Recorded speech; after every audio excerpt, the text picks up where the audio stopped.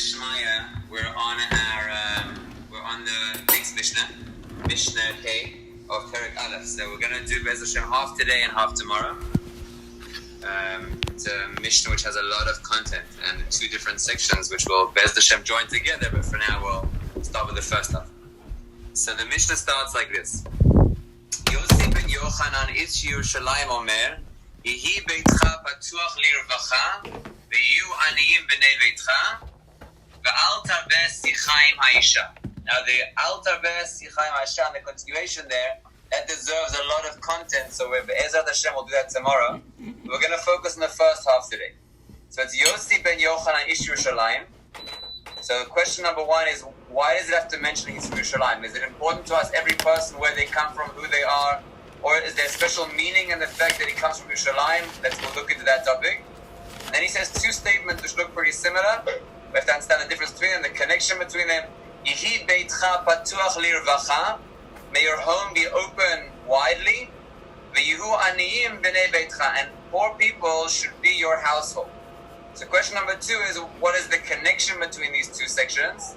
And question number three, which is going to be our main section question, is we've been describing, based on the Maharal, a mahalach that goes through the whole of Perkei Avos. Meaning a superficial view would be that each one of these Mishnayos is a different, separate Mishnah, not connected. But the Maharal's understanding is how there's one flow that goes all the way through the whole mahalach. So let's follow the Maharal through we've said all these points already, each one in its own Mishnah, but let's just quote the Maharal all the way through where we've got to now, and by doing that, that will bring up another question based on this Mahalach that we're saying until now. So the way the Maharal understood it was as follows. We're doing a flow. There was first the Anshe Knesset Gadola, who said three things, and all of their three things centered around Torah. Havei matunim bedin, ha'amidu talmid rabeh, ve'asu stiag Torah. We went into those three when we spoke about them, but they all centered around Torah. Says the Maharal, the reason for that was to teach you that any other ethic, any other principle that you're going to be learning later on, always has to be seen in the context of Torah. The example that we gave, which was quoting from the Ruach Chaim, was the story of Rabbi Akiva when he was at the beginning of his Tchilat Tashmisho. It was just starting, then he thought he was doing a good thing of carrying a Meis Mitzvah. Turned out it was a bad thing because that was against the halacha. He was supposed to really bury it there. So you see from there the principle that even if you're coming to do something which seems ethical to you, you have to ensure that it's rooted in Torah. So that's principle of the Mishnah number one. Everything is rooted in Torah. Then Mishnah number two, Rabbi Shimon HaTzadik, Al Shlosha Devrim HaOlam Omed. That was talking in a very broad context. What is the purpose of a life? What is our purpose in being here? What are the basic foundational principles of what the purpose of mankind is? And that we spoke when we did that Mishnah. Now we're getting even closer. And Tikrosh Socho is not talking about mankind in general, the purpose of life, but he's talking about an individual. What do you need for Tikkun Adam, the individual? And he said two factors. He said Ahava and Yira. He spoke about Lo Mishamshim Esarav Al Menas the Kabal Pras, and he spoke about Yehi Mora Shamayim Alechem. I'll get back to that point in a minute. And then finally, our two Mishnahs that we're dealing with now are speaking about not Tikkun Adam, but Tikkun Abayis, Tikkun of the home. And they also are reflecting their Rebbe in doing the two sides of the Ahava and the Yira, of the love relationship you have with Hashem and the fear relationship you have with Hashem. So let's go back for a second to two Mishnahs and just in a penetrating way really see how he's reflecting those two sides, the side of Ahava and the side of Yira. So Antigrosh Isocho is presenting the following concept. When you come to relate to Hashem, what is the mashal that you use? What is the image that you have in your mind of how to relate to Hashem? Is he a father figure? Is he a grandfather figure? Is he a tyrant ruler? Is he a doctor? What figure do you use when you come to relate to Hashem? So there are two possibilities. One possibility you could use is you could use the figure of a melech, someone who is a ruler, someone who makes rules and you don't ask questions, and he's the one who makes the rules and you have to keep those rules. Now, if that's the way that you view him, then essentially you're doing him a favor. He's making a rule. It's not beneficial for you. You're not getting anything out of it. So since you're doing him a favor, so he should really be paying you for that because you're doing him a tova. So he should be giving you money in return. So parallel to take out that mindset, Antigrosh Socho says, Al tiyu ka'avadim meshamshim et harav al menat lekabel pras. Don't think that he's this ruler, that that he's doing it for his own benefit, and that you're not benefiting anything from it, so he may as well pay you. Don't think that way. So then what should you be thinking? What's the other image that you could have? He's more like a doctor, someone who loves you and cares for you. He's giving you medicine that you can take. His advice is not advice that you have to listen to him because he's so powerful. His advice is advice that it's worthwhile you listening to you because it's beneficial for you. That's the opposite side of the spectrum. The opposite side of the spectrum means that he's not a tyrant ruler saying you have to do it because I say so. He's like a doctor who says it's good advice. You may as well listen to me because what I have to offer you is going to save your life. Now, if you take that side of the spectrum to an extreme, that he's a doctor, then you can choose whether you want to listen or don't want to listen. It's good advice for you to listen, but you don't have to. Now, we have spoken about many times, and we will speak many, many times in the future. The Yiddishkeit is not the one extreme, and it's not the other extreme, and it's not somewhere in the middle where you're just finding some pshara, but rather it's holding on to each end together, and they're both true when you hold them together. That's the Achdus. That's the Yichud Hashem. So over here, Antikar Shesocho is saying there's a way of relating to Hashem from love, and there's a way of relating to Hashem from fear.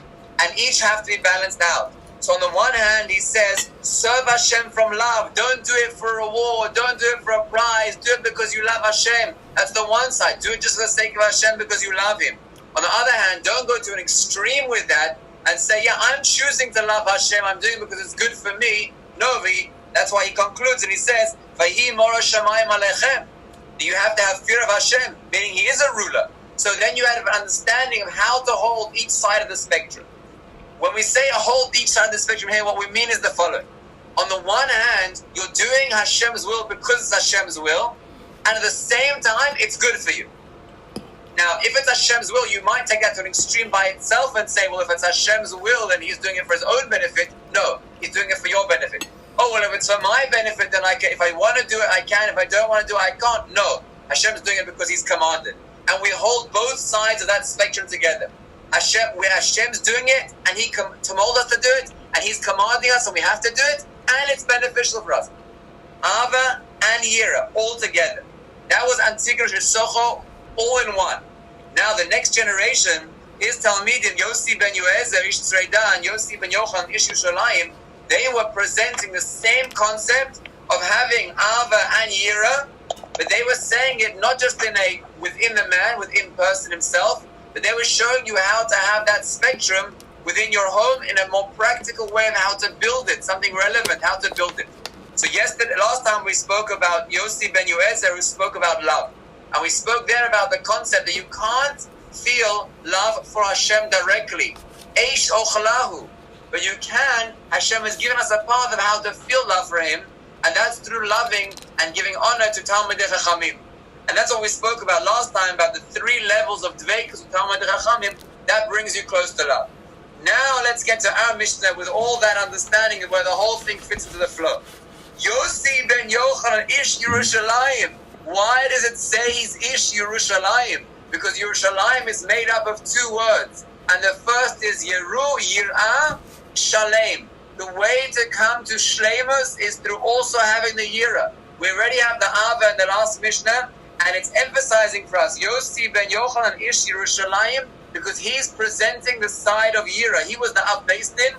He wasn't the Nasi who presents the Gadlus, the Romamus, the Ava. Rather, he was the Av Beis Din, who represents the side of Din, the side of Yira. So therefore, he's coming to present us with that level. Now, these 2 statements that are being said now don't seem to be presenting a Yira perspective. And this is our final question, number 3. Where in the phrase, Yihi beitcha patuach livracha, you should have an open home, V'yu aniyim b'nei beitcha, aniyim, poor people should be in your home, where do you see there the perspective of Yirat Shamayim? And that's question number 3. It's the question of the Maharal. The Maharal on Derech Chaim, you can look it up inside. The third one does fit in very nicely. Al Tarbeh Sichai Ma'isha. There is a level of Yirat Shamayim, very clear for everyone to see there. Why you need Yirat Shamayim, not to get carried away in your conversation with a woman, it could lead to inappropriate things. There I can understand why he's teaching Yirat Shamayim in that phrase. But the first 2, Yehi Beitcha Patuach Lirvacha, V'yu Aniyim B'nei Beitcha, where there is a teaching, a perspective of Yirat Shamayim. So that's question number 3. So we've answered question number 1.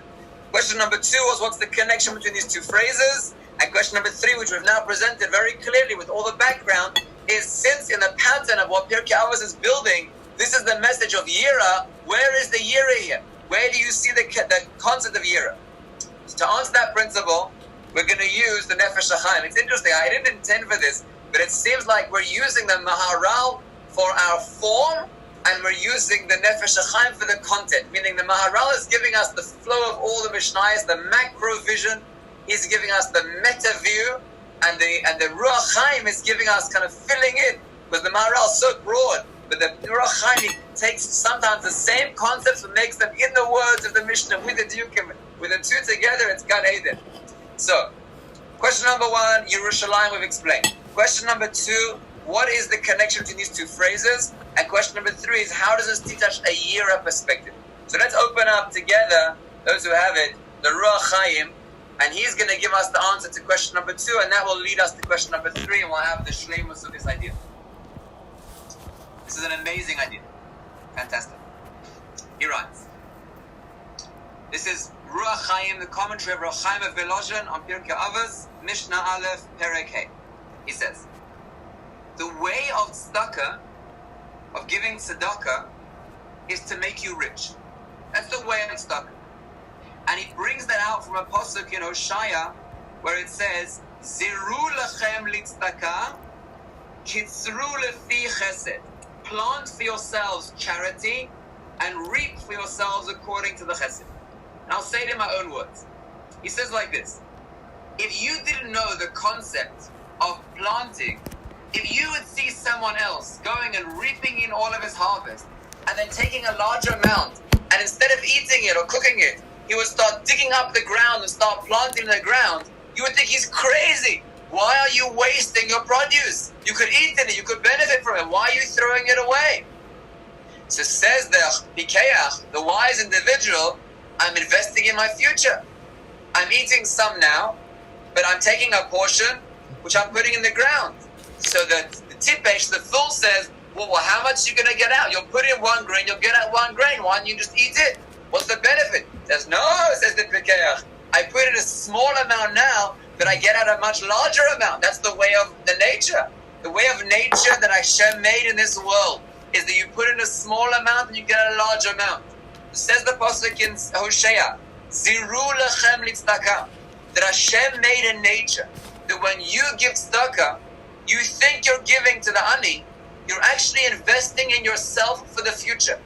When you plant, you're planting in yourself. You're giving to him now a certain amount of money, but actually you're causing in Shamayim an opening that a lot more will come down for you. I'll just give you 2 more psukim to prove this idea, and then we'll explain it in more depth. The pasuk says in Yechezkel, Reishit arisotechem titnu lakohen, the beginning of your dough you should give to the kohen, lahaniach baracha el beitecha, and that will bring blessing to your home. And another pasuk in Devarim Tetvav, Naton titein, you should surely give, ki biglal hadavar hazeh yivarechecha Hashem. Through you giving to others, Hashem will bless you. Let's understand the principle. The way that Hashem designed the world is that He sees those who are using the blessing that He gave to them, and if He sees them using it for His mitzvahs, as a shaliach ne'eman for His sake, He says, this person is worth investing in. I'm going to give him a lot more. But if He sees someone just taking for himself, Hashem says, well, that person is using what I gave him for others to keep for themselves. He's being selfish. I'm not going to invest in him anymore. So Hashem gives you money, which your purpose is to give it to others. Now says the Ruach Chaim, but if you would stop there, it wouldn't make sense so much. Because then it sounds like our big message is that you should be selfish and you should give tzedakah in order that you will get more in return. Is that our mission? Is that the Jewish people's mission, that it's all about us? I don't care about the ani, I'm just doing it for myself. So he says the mashal and the nimshal don't work exactly. Because tzedakah is much greater than the mashal. And he explains beautifully why. This is the Ruach Chaim. When you put the money, when you put a seed in the ground, then that's lost. That amount is lost. It's gone to waste. That particular seed, you can't eat it. You put it in the ground and it decays. But you say, but it's worthwhile. It's a good investment. Okay, this is decaying short term, but I'll get back a lot in response to that. That's not how it works in tzedakah. In fact, it's the exact opposite. In tzedakah, the amount that you give to the ani, which looks to you like a loss, that's the whole mitzvah. That's the truth of what you're doing. The reward that you get for that is granted for you in the next world. It's not gone to waste. That's the real mitzvah. That's essentially what you're doing.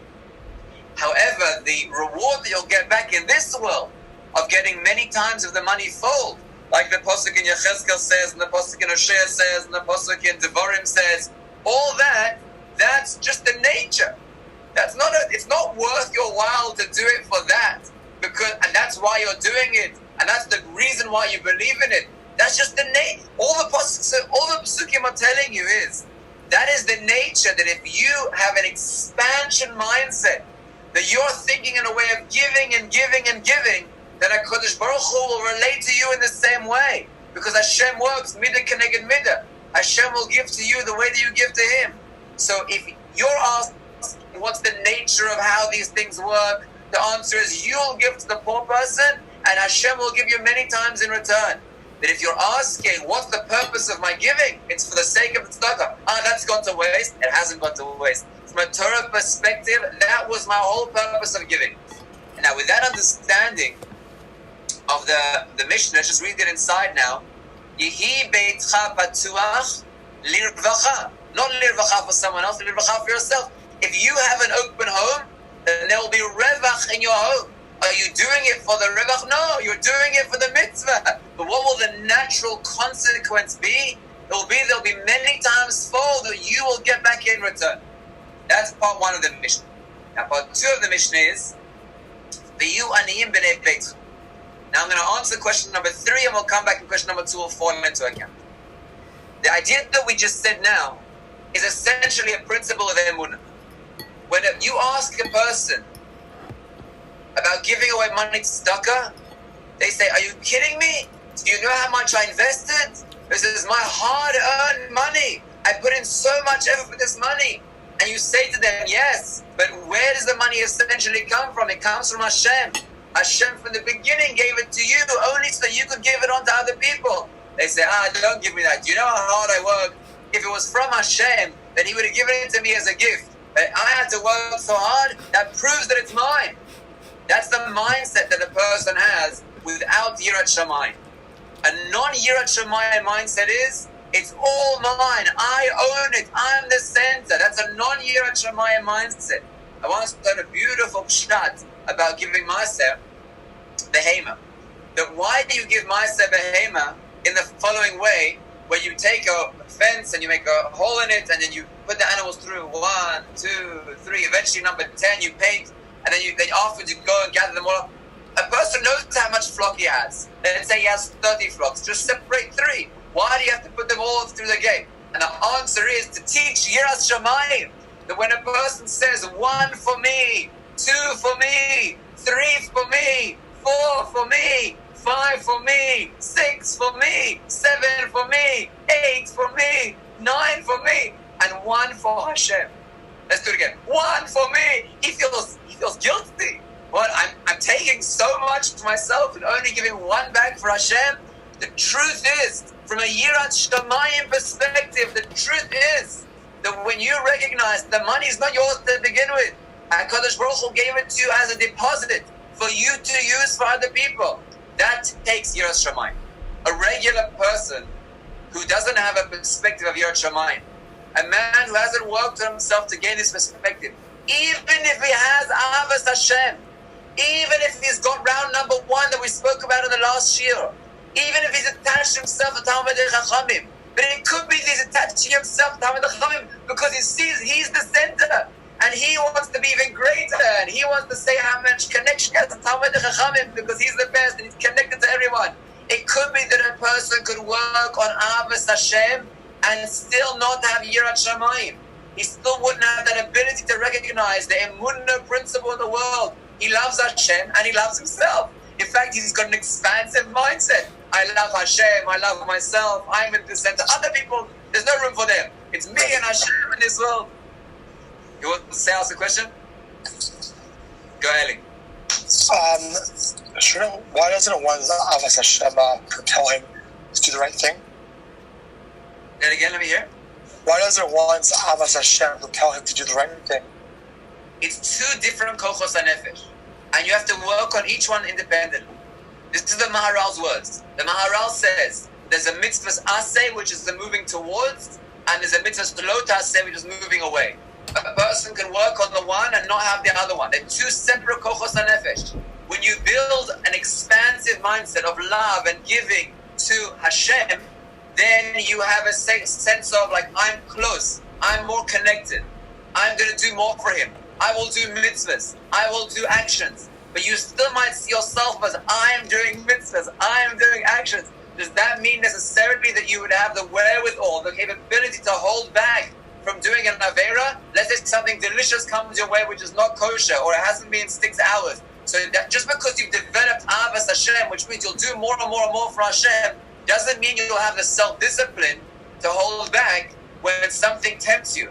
It's a different koach hanefesh, totally different thing. Tzedakah is the ability to say that I'm willing to recognize that Hashem gave me this money and it's not mine to begin with, and I'm willing to give it away. And that's a koach hanefesh, which is the opposite koach hanefesh. There's the one of I'll do for Hashem because I see myself that I'm expanding. That's my expansion. That's the aseh. I'm doing and I'm doing and I'm doing. Comes the next Mishnah. Ish Yerushalayim, Yira. In order to get Shleimus, you have to recognize this Emunah principle. And now we can understand the two different sections of the Mishnah. Section number 1 of the Mishnah is Yehi beitcha patuach lirvacha. That you have to open your home wide. That everyone who comes to your home can find what they want there. There's no lack in your home. Your home is a wide open home, whether it's physical things, whether it's emotional things. People know they feel comfortable to come to your home. That's section number 1. But you could do that in a technical way, where you could give out checks at your door, and you could have food packages that people come to you and you give them away. But that doesn't necessarily mean what your mindset is, what your perspective is.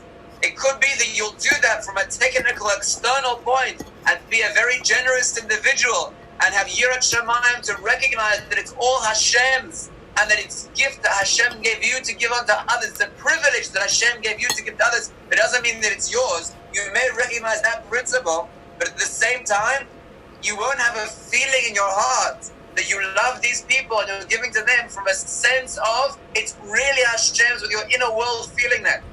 And therefore comes the next statement and says, V'yu aniyim b'nei beitcha. That when the aniyim come into your home, you have to relate to them as if they're your child. And let's just give a practical example of that. Let's say, for example, you have someone who knocks on your door and he says, do you have any food for me? So you say, sure, yehi beitcha patuach lirvacha. My house is open, come in. And you open your cupboard and you see there these delicious, that everyone can fill in whatever they want now, beef jerkies, ice creams, whatever it is that's your favorite thing. And you say, okay, I'm willing to give you, I've been opening up, but this, you won't even tell them. You say, that, only me, or when my child comes home from yeshiva, we're going to share that together. But I'm not going to give that to some Joe who walks in from the street. This I'll give to you freely. I will make sure that you will leave this home satiated. But that's a question of technically, externally, you're going to give him. But there's another mindset of how do you view them? Do you view them as an annoyance, but it's a tax that you have to pay, and you're a devoted citizen, so you will pay your taxes? Or do you view them as your very own child? It's Hashem's gift that He's given you. And therefore we can make a diuk in the Mishnah. If you look at the first section, it says Yehi. And if you look at the second section, it says V'yu. Now it's true that the first is singular and the second is plural. You can understand it the following way. Yehi beitcha batuach lirvacha is technical. So in your house is open. V'yu aniyim b'neitcha is how you perceive them, how you relate to other people. You relate to them as if they're your own child and you give to them in that way. So let's just summarize what we've said until now. These two Mishnayos are taking us a step beyond where Antigonus Issocho left us. He was telling us about Tikkun HaAdam, and he was giving us the ideal, Avos Hashem and Yiras Hashem. But now we're getting more practical. Okay, but now I'm a down-to-earth person. I live in the house. I'm in the ground. I'm grounded. How do I do it on a lamaisa, on a practical way? So Yossi ben Yoezer was teaching you how to do it in a way of loving Hashem, of having Dveikus with Talmidei Chachamim. That was the last year that we gave. Now Yossi ben Yochanan is telling us how to do it, how to build Yirat Shamayim. The very essence of Yirat Shamayim is, do you view yourself as the center? Do you view yourself as it's yours and your acquisitions and your gaining and you're doing it all for yourself? Or is the only perspective that you have is that Kadosh Baruch Hu is the center and you're doing it all for Him? The nafka mina comes in giving tzedakah. That's the main time when you can see the nafka mina. If you see all of Avodas Hashem as your own building and your own elevation, and it's all about me elevating myself, then your Avos Hashem may be built, but your Yiras Hashem may be lacking. But when you see you have to give away from yourself, it's not about you expanding, it's about you losing. I'm giving away my own money. What's going to happen? So if you go back to the Ruach Chaim, you recognize that you're actually making an investment in your spiritual world. The nature is also you'll have HaKadosh Baruch Hu will repay you in this world. You're making an investment. Now, only if you have an emunah perspective will you be able to hear that idea. Only someone with Yirat Shamayim can hear that idea. The idea of the lo ta'aseh, of like not doing something which is wrong, is the same idea of holding back. So the idea of giving away to aniyim is where you have to have Yirat Shamayim. On the level of technical, that's the first rate, and on the level of emotional, how do you view these people? Are they an annoyance? Are they a burden? Are they attacked? Or are they your very own child who you wouldn't hold back? You would say, take another one, I love you, I'll give you the best of what I have. That's a Yirat Shamayim perspective. If I give to others, I won't lose out. And if I lose out, it's connected to HaKadosh Baruch Hu, it's worth it. I have Yirat Shamayim, Mora Shamayim, that I'm not going to lose out. That was the perspective of Yossi ben Yochanan.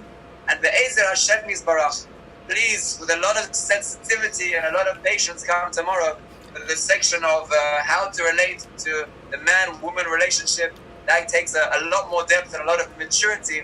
And Be'ezer Hashem will see that tomorrow. Yashar koch lachem. Thank you, Rabbi. Rabbi, thanks so much. Thank you, Rabbi.